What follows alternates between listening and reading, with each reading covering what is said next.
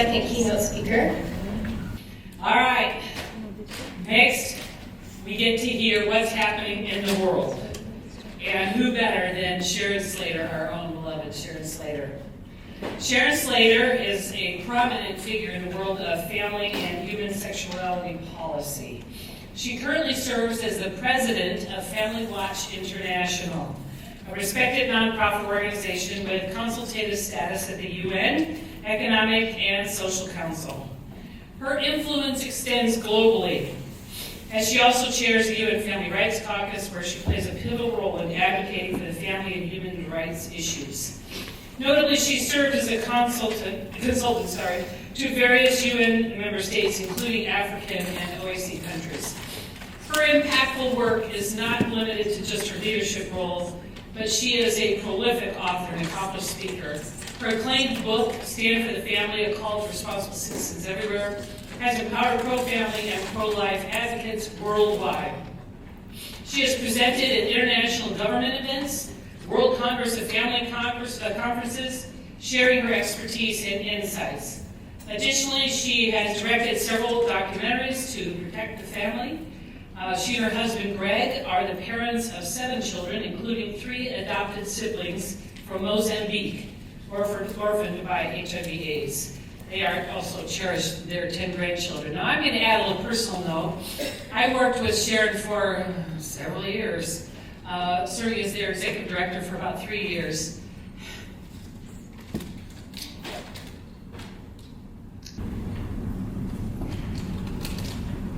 And I do not say this lightly when I say that the entire world owes this woman a debt of gratitude for being a shield and a spear in the protection of the family. I shared her story as I speak all over the country with thousands and thousands. Just the inspirational story of how she started out having not even served in the PTA. How did that happen? And then one night, the Lord called her to the work and said, you are to create an organization to protect the family throughout the world. And she started with, say what? And I know she won't share that part of the story, but that's how she started, was the Lord called her in the middle of the night and put her to work. And she has spent, it's over 20 years now. She started when she was like 12. And she has been working to protect the family on the international level. And I worked side by side with her for many years, and what I loved was going to the UN and having the forces of decay freaked out and upset by all the Latter-day Saint mothers and grandmothers that were showing up and making their lives difficult. She has been such an amazing organizational force with this, and I know that you're going to come away scared, freaked out, a little bit depressed by what's really going on in the world, but also empowered and inspired as you stand here and look at what one woman has done and ask that question, what can I do? It's going to be powerful. We're very, very blessed to have her before she has to trot off to the UN. Everybody's going to the UN. It's Commission on Status on CSW. Commission on Status on my grade 6 this afternoon. Anyway, that they're all headed off to. Well, we're waiting. So, Sharon has an interesting story of going to Africa, to Mozambique, to a conference, and as she's there, she has this strong impression that the driver is telling her about his 3 siblings, and she has the immediate impression she's supposed to adopt them. So she fights it till the end of their visit, and she goes over to her husband and says, I've had this impression we're supposed to adopt these 3 children that were little. And he says, what do you want me to do about it? She said, go talk to the driver. And ended up adopting those 3. He had just joined the church and was praying for someone to come adopt his siblings so he could go on a mission. So she was able to adopt those 3 and add to her 4, and now she's moved to Utah. And then there was a time we met with several of the church leaders and had to brief them on what was really happening with the UN. That was a bit of a right? I remember that day. And they were all like, oh, the UN's great, the UN's wonderful. And then she kind of peeled it back and showed them what they were doing to children. And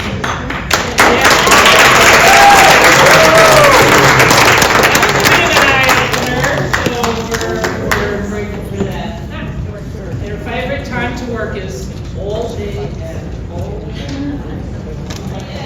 Go all day telling stories. All right, Debra.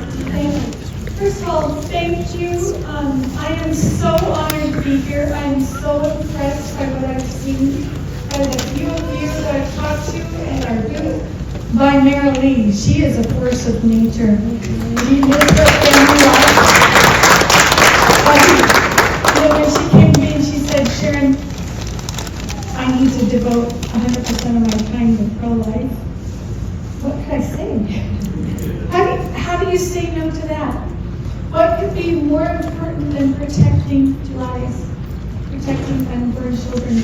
My hat goes off to all of you who have been in this movement, who've been working in this space, especially in Utah. As was mentioned, I lived in Arizona for I think about 27 years and just moved to Provo about a year ago.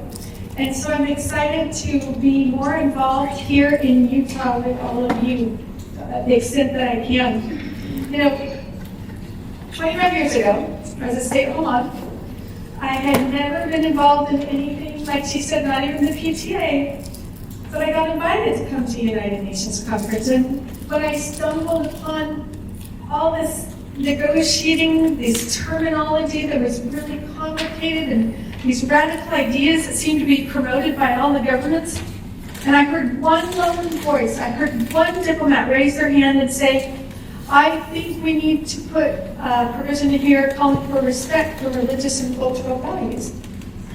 Well, you would have thought that a bomb had been dropped in the room. All the countries started attacking them.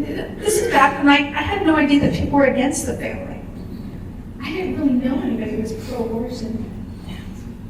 All these crazy ideas that have infiltrated our society, this woke culture, didn't exist. So this was kind of like a weird do-do-do-do-do-do-do-do of what I was hearing. And to have everyone attack someone who's just saying we need to protect religious and cultural values, I was quite in shock.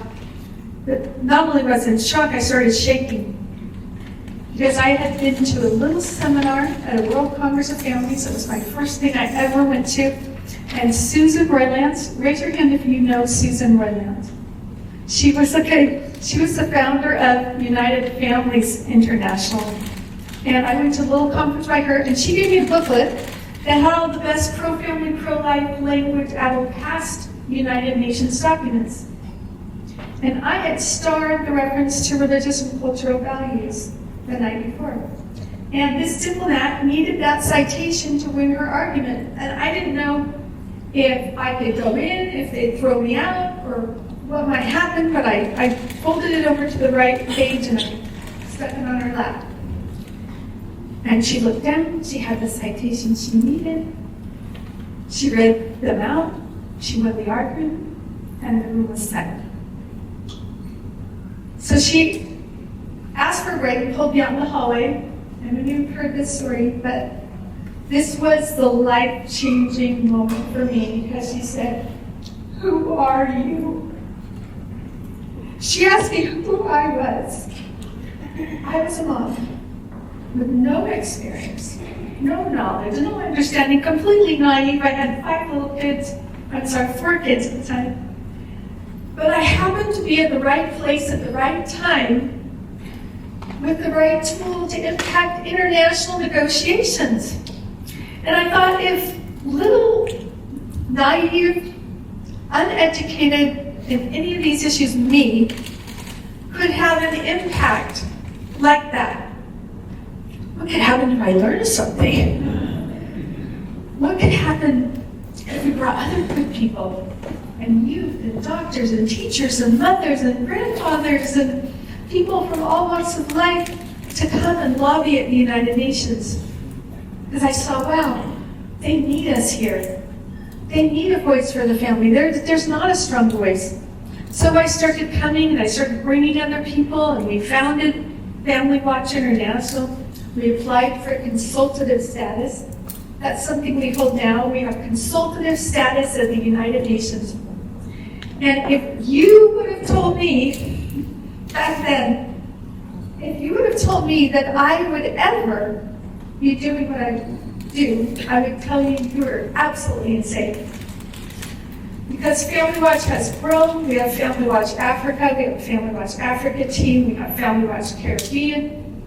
We, get this, we recently entered into a memorandum of understanding with the Academy of Islamic Scholars that write fatwas for all of Islam, that want help.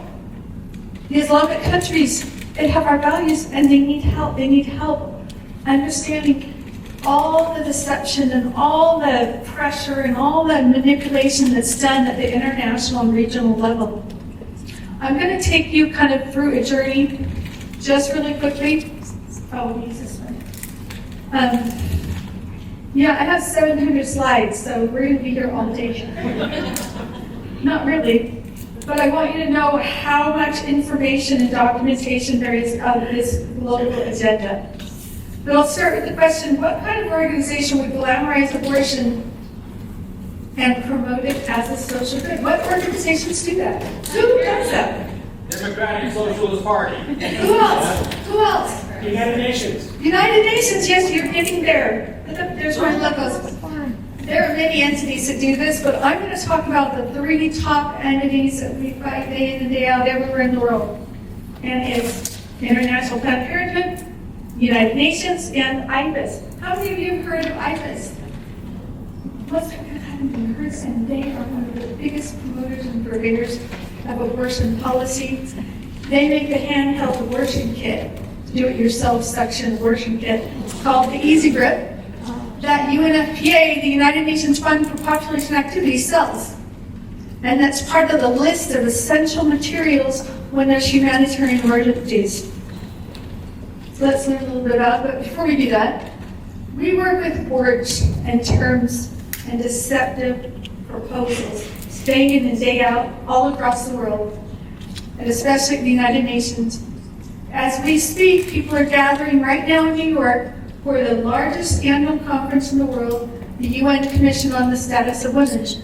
And Kim just caught her flight there, I'm catching my flight there. And we bring, and Tim Rarick, is he still here?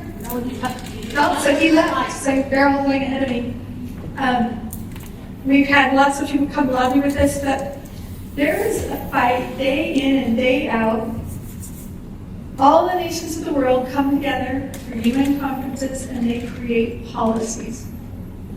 And every single negotiation that we've been involved with, this is 25 years, all end in an argument over these words.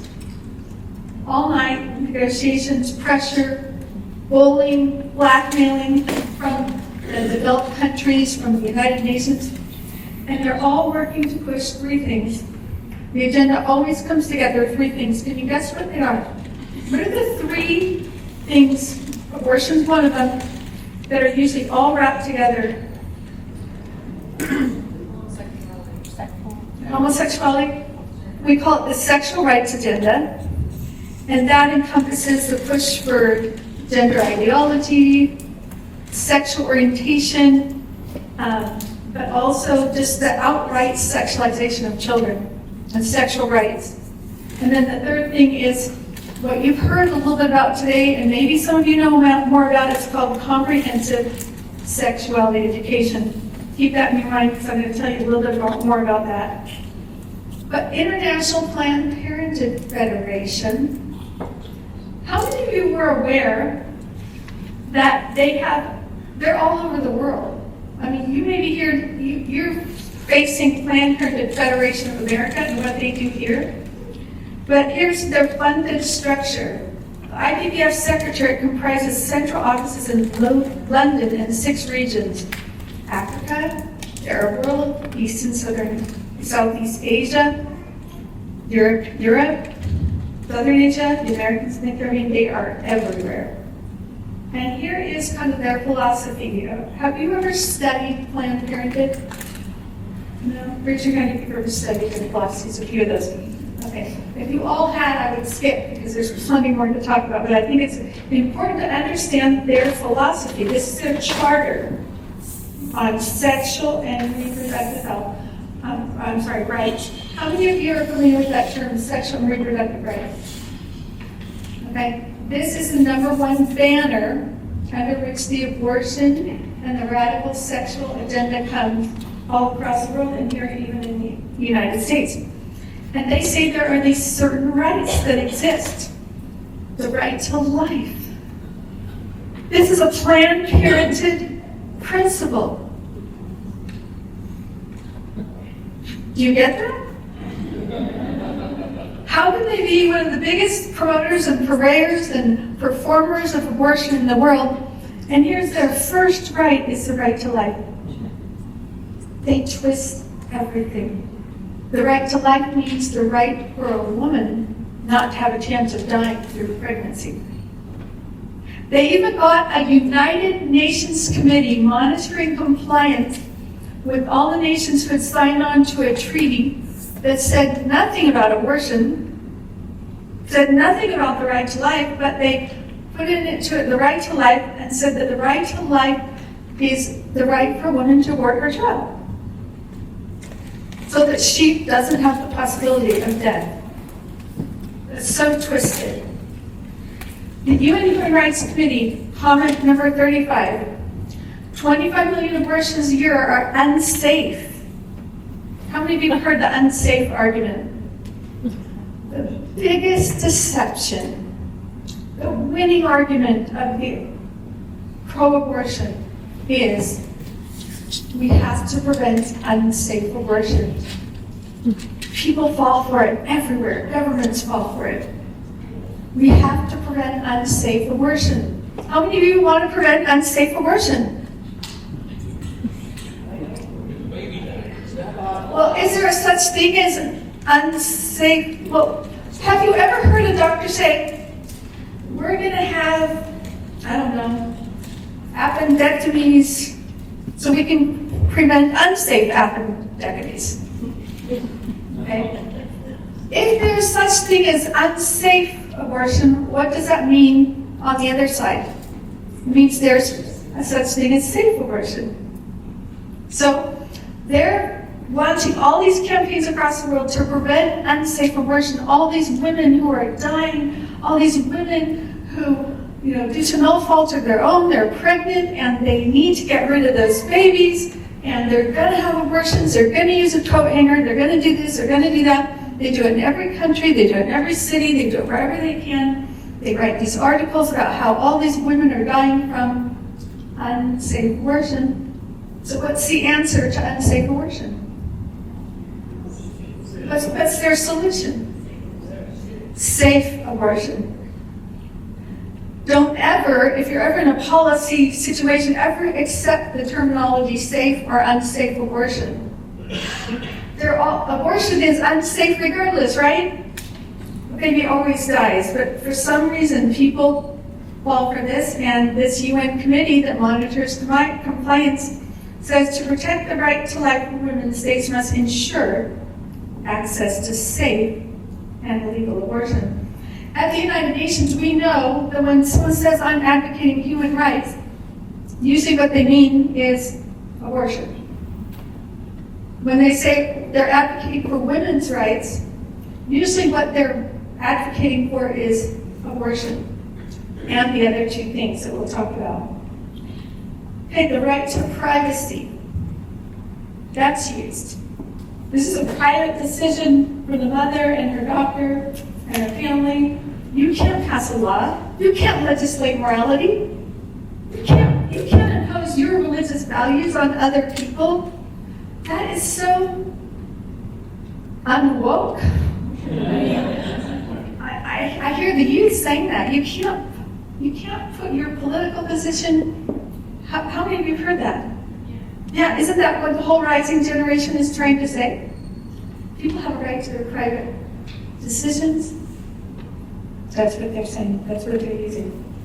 Laws or practices requiring spousal or parental consent for contraception or abortion should be banned.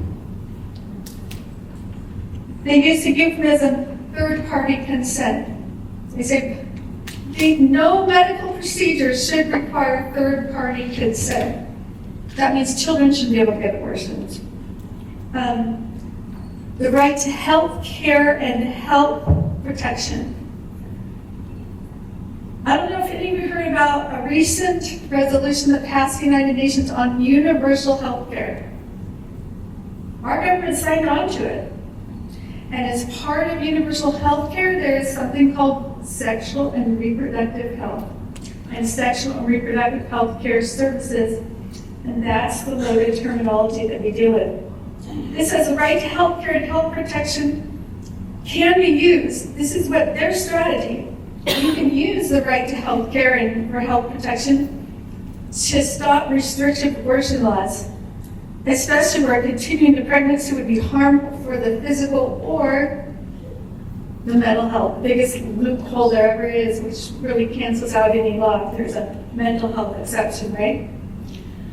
We have Planned Parenthood producing sex education manuals in the form of comprehensive sexuality education.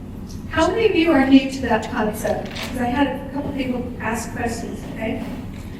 The term comprehensive sexuality education indicates an insidious form of education that we're going to learn about.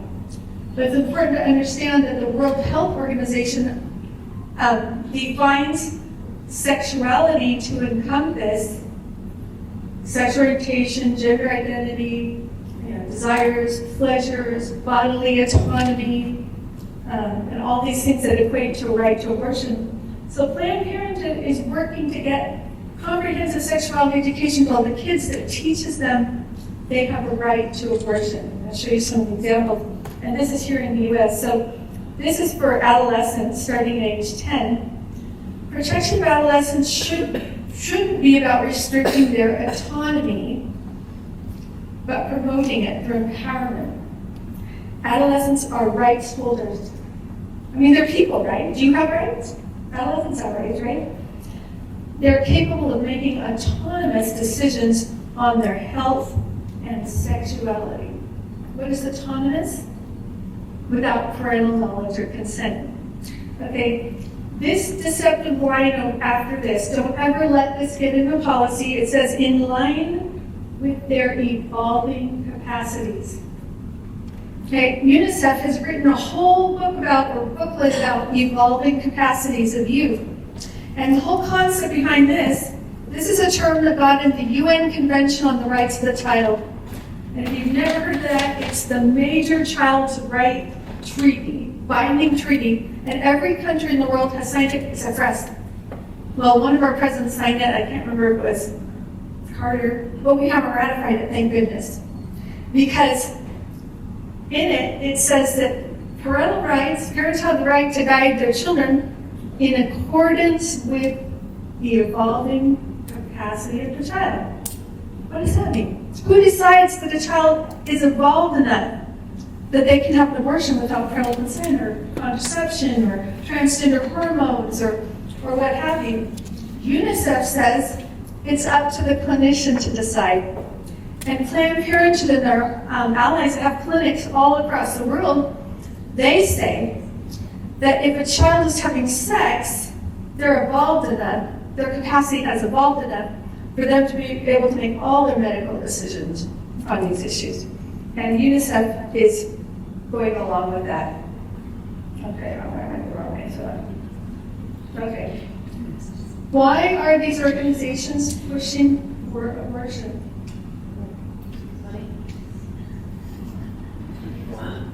Influenced by the wrong spirit. Yeah, wrong spirit, because I'm not used to speaking to members of the Church of Jesus Christ of Latter-day Saints.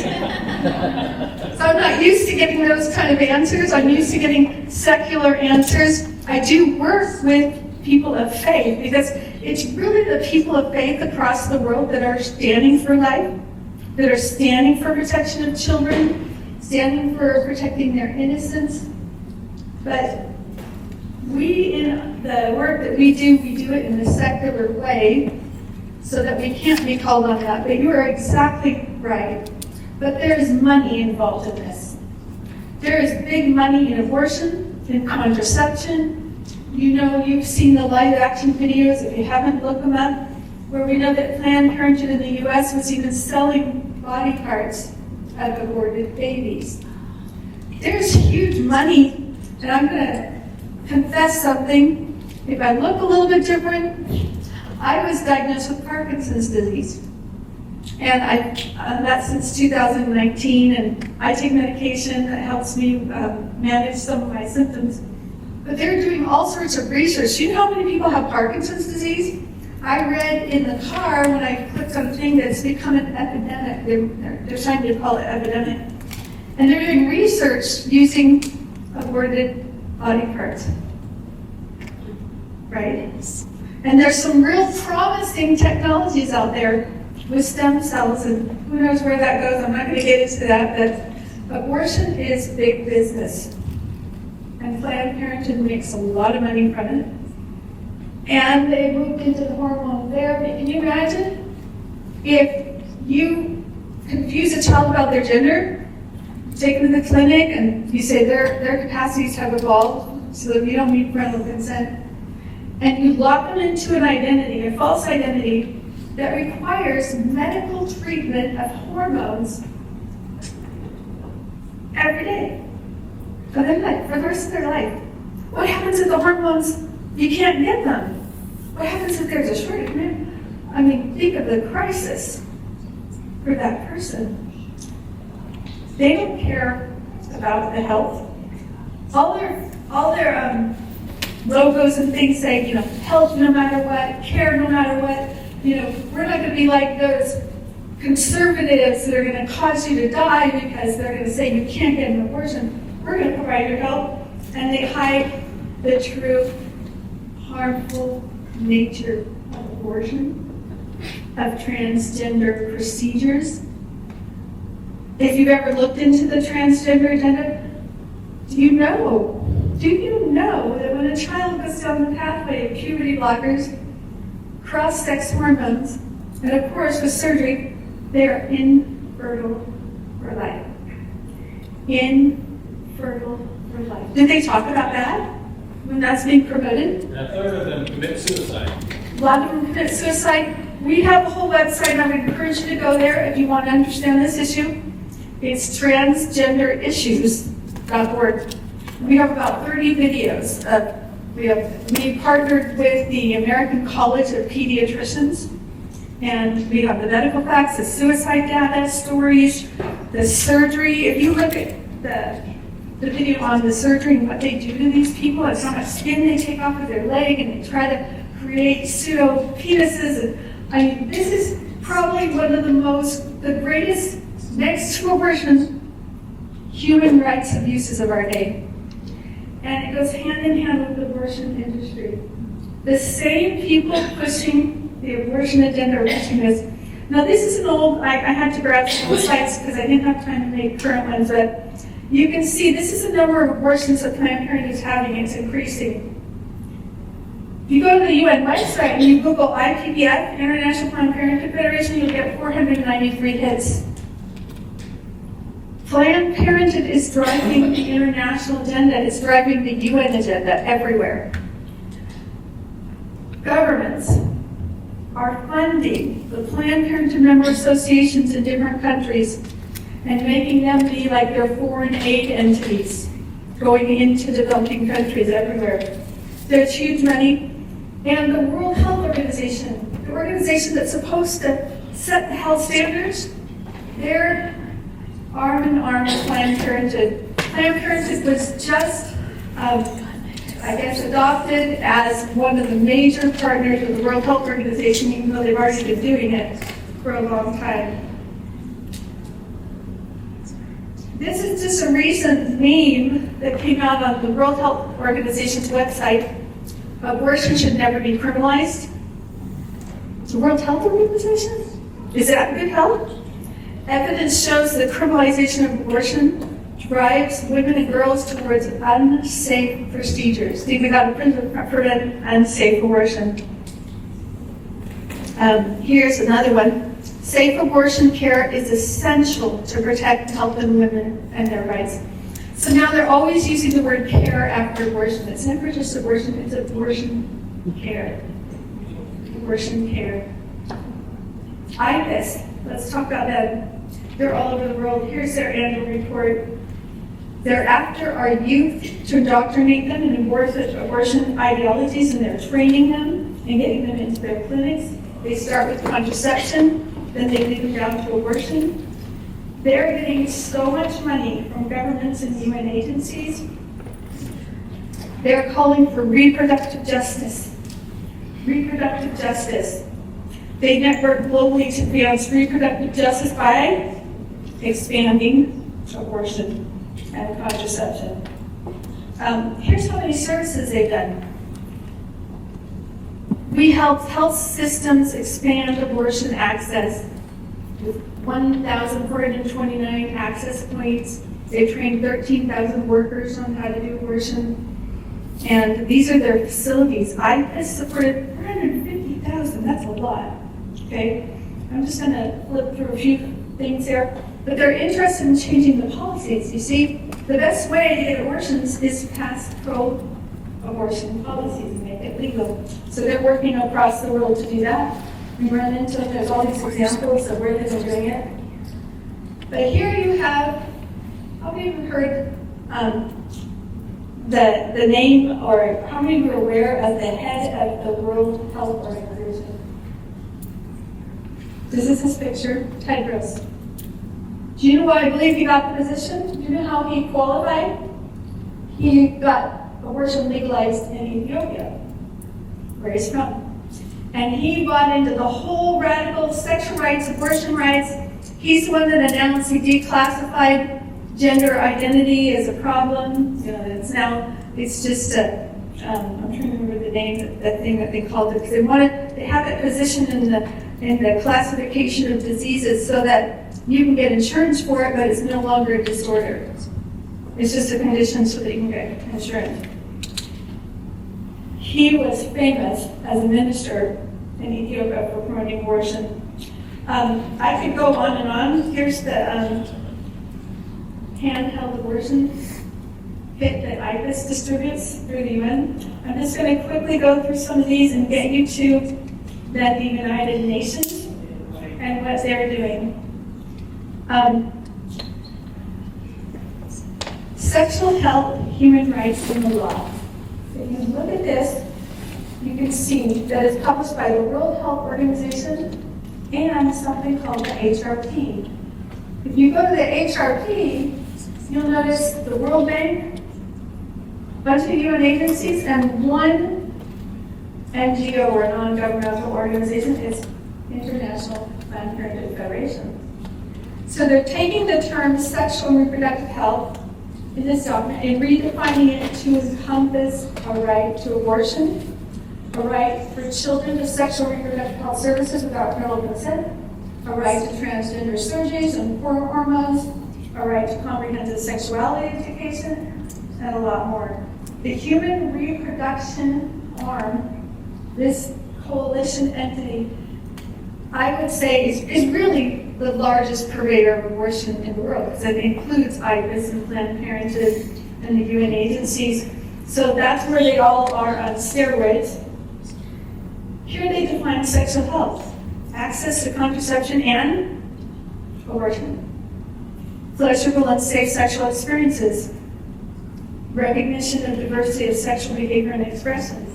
So every UN negotiation, they're working to get sexual reproductive health into the document. Right now, they just released the third compilation of the document being negotiated, the UN Commission on the Status of Women. And we have a whole team going there. Like I said, Kendall's going. We have people, pro-life people coming from Mexico, and youth, and different people coming to, and we're a small minority compared to the 20,000 people that are coming. I'd say there's maybe 100 pro-life people there. We make a difference. You know, I told you that story at the beginning, not because I want you to think I'm this whatever, because I am nothing. I was nothing. I mean, I'm a mom, that's powerful. You moms in the room, that is powerful. I don't need to, but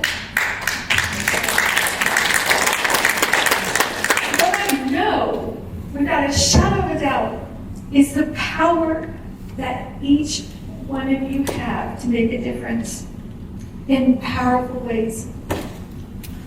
I have a testimony that if you kneel down and you ask Heavenly Father, what would you have me do?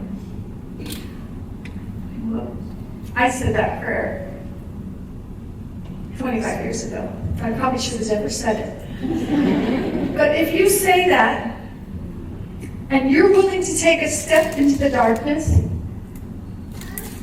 and you're willing to follow that prompting no matter what, I testify to you that you will be given guidance for the mission that is yours. You will be given capacities that you didn't have and maybe still don't have even after you do things. That you will be connected to people and organizations and individuals that will bless your life in many ways, and miracle after miracle after miracle will happen.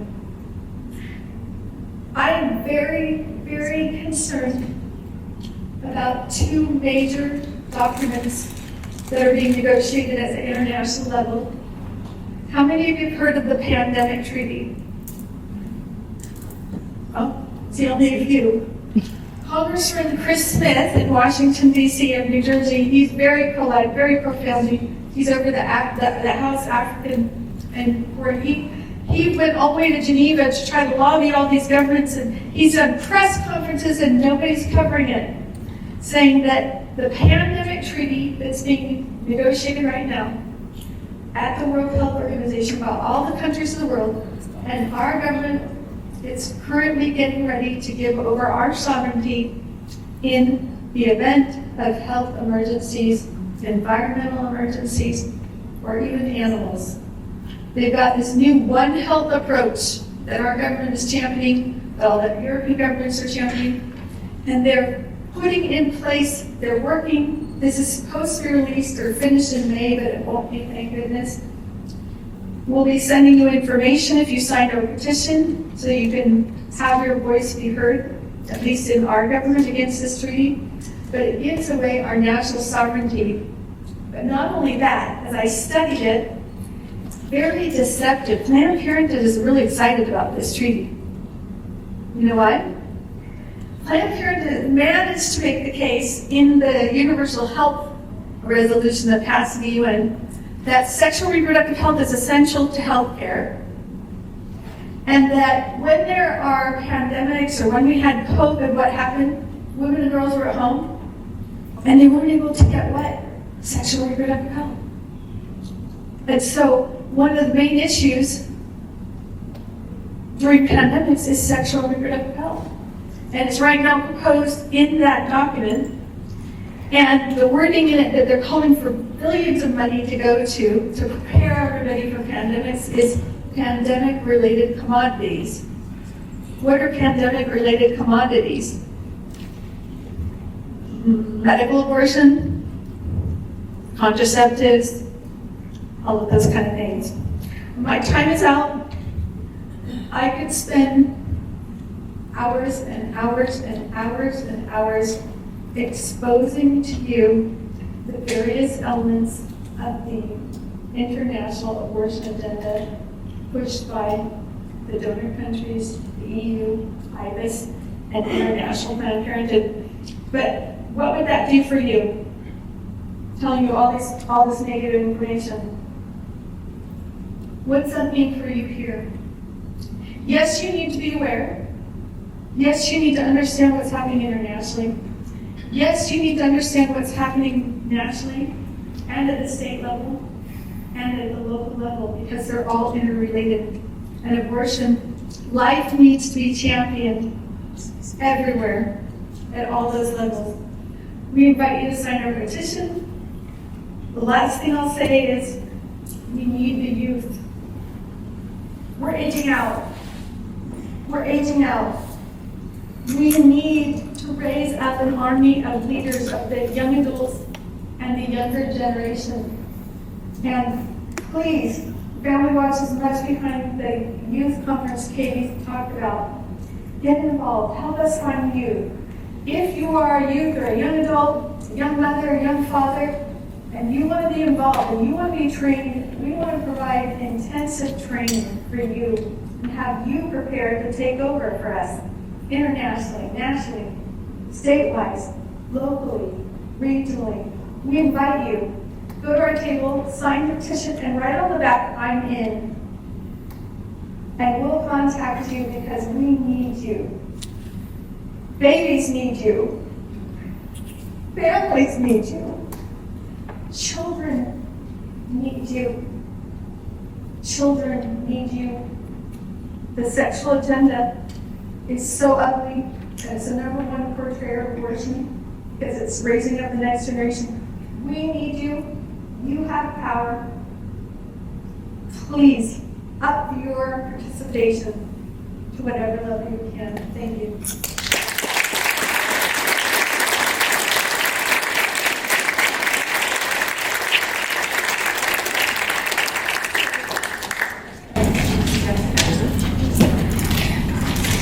It's easier to go get on your flight.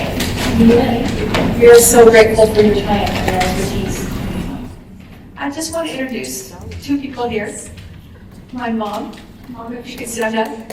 I don't know if you want to work her life from her. She bore 9 children and adopted 5, has 78 grandchildren, and like 69 great-grandchildren.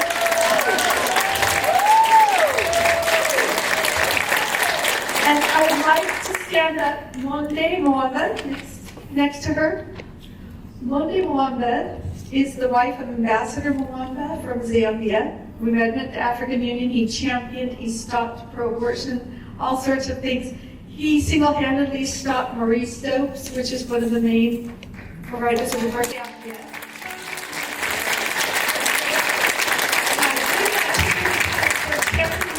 Her and her husband everywhere in the world. And if you get involved with us, you get to meet them and work with them.